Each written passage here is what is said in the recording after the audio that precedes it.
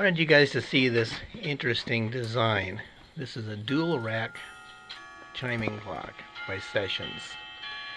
It has two racks, one in front of the other. The back rack runs just the chimes for now, and it goes one extra tooth lower for each quarter hour.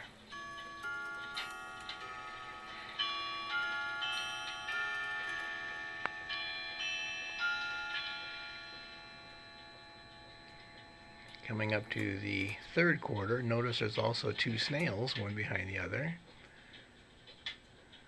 The rack drops, front one does not.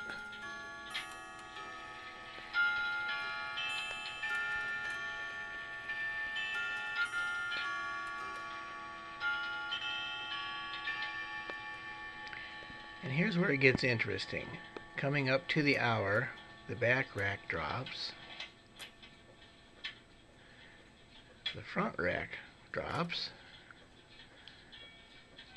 But if you count it, there's not, it's 11 o'clock according to the clock, but there's not 11 notches on the front rack. It's actually 4 short. And the chime is now being run by the front rack because the back one cannot be gathered as long as the front one is not gathered. Notice it keeps falling back.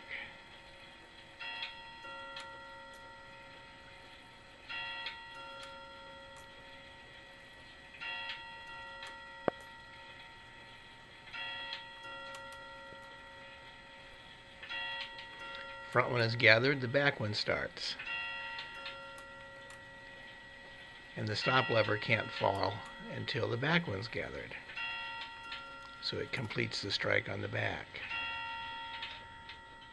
Interesting design, fascinating clock.